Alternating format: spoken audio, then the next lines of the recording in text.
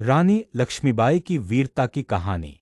दोस्तों, आज हम आपको सुनाने जा रहे हैं भारत की ऐसी वीरांगना की गाथा जिनका नाम सुनते ही हर भारतीय का सीना गर्व से चौड़ा हो जाता है। वह वीरांगना है झांसी की रानी लक्ष्मीबाई, जिन्होंने अपनी मातृभूमि की रक्षा के लिए अपने प्राणों की बाजी लगा दी, लेकिन हार मानना कभी स्वीकार नहीं किया। बचपन और शिक्षा। रानी लक्ष्मीबाई का जन्म 19 नवंबर 1828 को वाराणसी में हुआ था। उनका असली नाम मणिकर्णिका था, लेकिन लोग प्यार से उन्हें मनु बुलाते थे। बचपन से ही मनु बहुत चंचल और साहसी थीं। जहां आम लड़कियां गुड़ियों से खेलती, वहीं मनु तलवारबाजी, घुड़सवारी और तीरंदाजी में माहिर थीं। उनके पिता मोरोपंत तांबे पेशवा के दरबार में कार्यरत थे, इसीलिए मनु को शस्त्र और युद्धकला की शिक्षा कम उम्र में ही मिल गई थी। विवाह और झांसी की रानी बनना। 1842 में मनु का विवाह झांसी के राजा गंगाधर राव से हुआ और विवाह के बाद उनका नाम लक्ष्मीबाई रख दिया गया। इस विवाह के बाद वे झांसी की महारानी बन गईं। रानी लक्ष्मीबाई का जीवन सुखमय चल रहा था, लेकिन किस्मत को कुछ और ही मंजूर था। राजा गंगाधर राव की असमय मृत्यु हो गई। उनके बेटे की भी बचपन में ही मृत्यु हो गई थी, इसीलिए रानी ने एक दत्तक पुत्र दामोदर राव को गोद लिया। अंग्रेजों की चाल। उस समय भारत पर अंग्रेजों का शासन था। अंग्रेजों ने लैप्स की नीति, डॉक्ट्रिन ऑफ लैप्स के तहत यह षड्यंत्र रचा कि जिन राज्यों का कोई वास्तविक वारिस नहीं होगा, उन राज्यों को अंग्रेजों के अधीन कर लिया जाएगा। अंग्रेजों ने झांसी पर भी कब्जा करने की कोशिश की और दामोदर राव को उत्तराधिकारी मानने से इनकार कर दिया।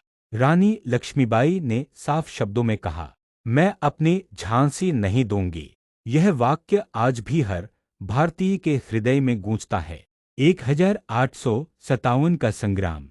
1857 का स्वतंत्रता संग्राम भारतीय इतिहास का पहला बड़ा विद्रोह था, जब पूरे देश में अंग्रेजों के विरुद्ध बिगुल बजा।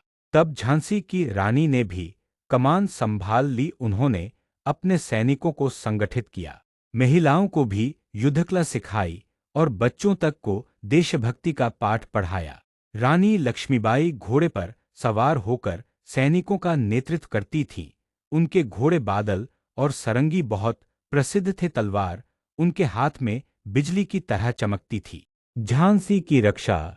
मार्च 1858 में अंग्रेजों ने झांसी पर हमला कर दिया। रानी लक्ष्मीबाई ने अद्भुत साहस के साथ उनका सामना किया। उन्होंने स्त्रियों और बच्चों को सुरक्षित स्थान पर भेजा और स्वयं मोर्चे पर डटी रहीं। रानी ने युद्ध में ऐसी वीरता दिखाई कि अंग्रेज भी उनकी बहादुरी की प्रशंसा करने लगे। जब झांसी की स्थिति गंभीर हो गई, तब रानी ने अपने बेटे को पीठ पर बांधा और घोड़े बादल पर सवार होकर किले की दीवार फांद दी। यह दृश्य आज भी भारतीय इतिहास का सबसे रोमांचक क्षण माना जाता है। ग्वालियर की ओर प्रस्थान। झांसी छोड़ने के बाद रानी ग्वालियर पहुंची और वहां की सेना से मिली। रानी ने तात्या टोपे जैसे महान क्रांतिकारियों के साथ मिलकर अंग्रेजों के खिलाफ रणनीति बनाई। कुछ समय के लिए ग्वालियर उनके अधिकार में आ गया, लेकिन अंग्रेज इतनी आसानी से हार मानने वाले नहीं थे। अंतिम युद्ध।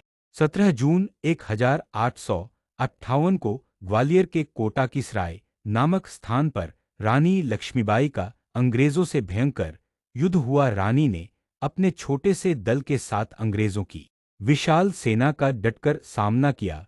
उन्होंने आखिरी सांस तक युद्ध किया। रानी लक्ष्मीबाई को गंभीर चोटें आईं, लेकिन उन्होंने यह तय कर लिया था कि वे कभी अंग्रेजों के हाथों जीवित नहीं पकड़ी जाएंगी। अंततः 29 वर्ष की आयु में उन्होंने वीरगति प्राप्त की। रानी लक्ष्मीबाई का संदेश। रानी लक्ष्मीबाई ने भले ही अपना जीवन बलिदान कर दिया, लेकिन उन्होंने भारतीयों के दिलों में स्वतंत्रता की ज्वाला जला दी। उनकी वीरता ने आने वाली पीढ़ियों को प्रेरित किया। महाकवि सुभद्रा कुमारी चौहान ने उनकी शौर्यगाथा को इमोर्टल कर दिया इन पंक्तियों से। खूब लड़ी मर्दानी, वह तो झांसी वाली रानी थी। निष्कर्ष, रानी लक्ष्मीबाई का जीवन हमें सिखाता है कि कठिन से कठिन परिस्थिति में भी हमें साहस और आत्मविश्वास नहीं खोना चाहिए। मातृभूमि के लिए उनका बलिदान सदियों तक याद किया जाएगा। वह केवल झांसी की रानी नहीं थी, बल्कि भारत माता की वीर पुत्री थीं। अगर आपको रानी लक्ष्मीबाई की यह प्रेरणादायक कहानी पसंद आई हो, तो कृपया इस वीडियो को लाइक, शेयर और सब्सक्राइब जरूर करें। आपका एक छोटा सा सहयोग हमें और भी ऐतिहासिक और प्रेरणादायक कहानियां आप तक पहुंचाने के लिए उत्साहित करता है।